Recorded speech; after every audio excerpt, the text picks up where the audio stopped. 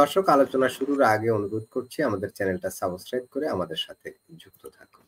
দ্বিতীয় ভিডিওটাতে যেটা দেখাচ্ছেন আপনার হচ্ছে যে টঙ্গীর কোন এক মসজিদের ইমাম সম্ভবত, যাকে পঞ্চগড়না কোথায় পাওয়া গেছে চেইন বাঁধা অবস্থায়, তাকে তুলে নিয়ে গেছে কে বা কাহারা কেউ জানে না, এবং ওনার ছেলে এখন এটার জন্য ইসকনকে দায়ী করতেছে।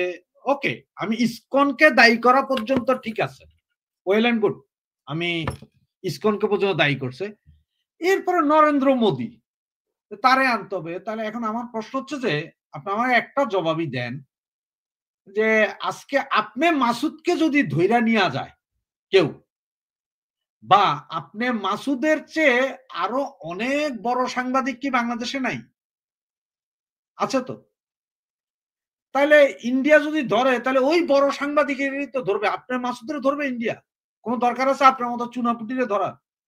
উনি কোন মসজিদের কোন ইমাম না কি না মুয়াজ্জেম, ওনারে ধরে নিয়ে গেছে ইন্ডিয়া, ওনারে ইন্ডিয়ার ভিতরে না নিয়ে ওনারা পঞ্চগড়ে নিয়ে চেইন বেঁধে ফালাই দিছে।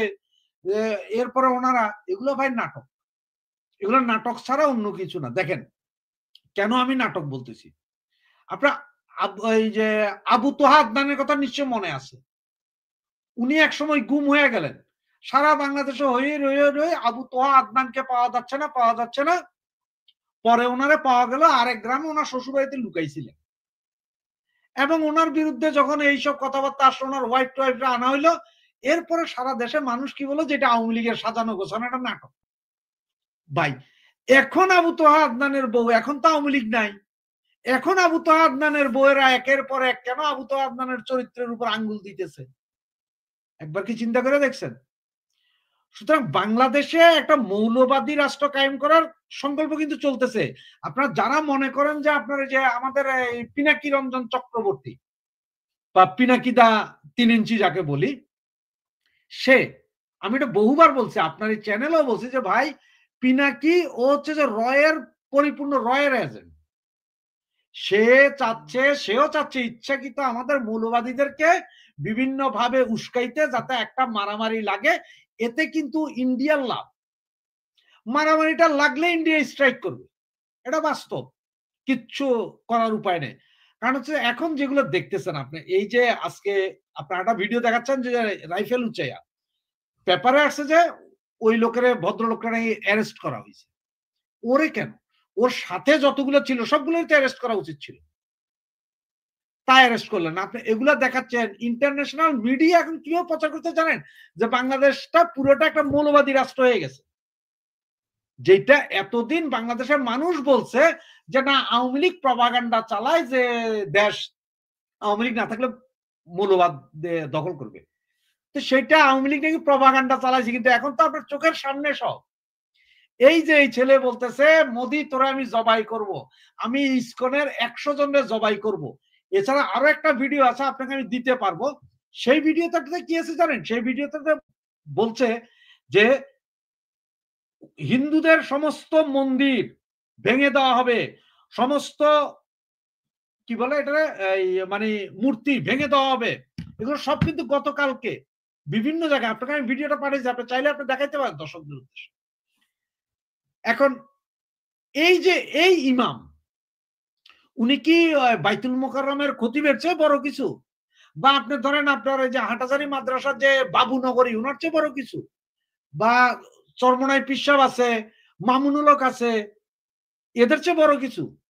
আজকে আমি এটা বিশ্বাস করতাম যে ইন্ডিয়া নিয়ে গেছে বা রর হাত আছে এটার পেছনে, ইসকনের হাত আছে, কোন লোকটা জানেন?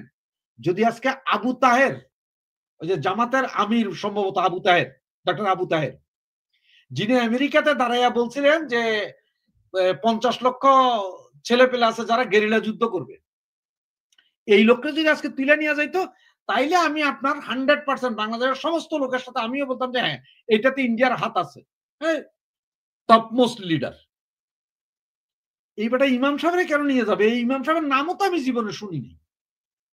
এগুলো হচ্ছে যে টোটাল এই মৌলবাদীরা এইভাবে দেশটাকে অস্থিতিশীল করছে। আপনি দেখবেন হয়তো অল্প কিছুদিনের ভিতরে হিন্দুদের যত মন্দির আছে এগুলো সব ভাঙবে, একটা মেসাকার তৈরি করবে, যাতে এই রাষ্ট্রটাকে পুরো অকার্যকর করতে পারে, অলরেডি আপনার 6টা ইন্টারন্যাশনাল সংগঠন বলছে যে মানবাধিকারের সংকট আছে। এগুলোর পরে আগামী 3 দিন 4 দিনের ভিতরে দেখেন আরো কি আসে। অনেক মিডিয়াতে দেখাচ্ছে কিন্তু। আপনাকে আমি এখন যে ভিডিওটা পাঠাইলাম, এইটা আমি আজকে এই ভিডিওটা দেখছি হচ্ছে যে ফ্রান্সের একটা টিভি চ্যানেল আছে ফ্রান্স 24, সেইখানে আপনার প্রতিদিন 45 মিনিটের ভিডিও দেয়, মানে প্রোগ্রাম করে সারা বিশ্বের। সেখানে আজকে বাংলাদেশ সম্পর্কে এই জিনিসগুলো, যে কিভাবে হিন্দুদেরকে অত্যাচার করা হবে, তার হুজুরেরা বলতেছে। তো মৌলবাদী গোষ্ঠী ভাই যেভাবে করতেছে, এটা আসলে এই দেশটাকে মন্দির হবে ভাঙার জন্য, মূর্তি হবে ভাঙার জন্য।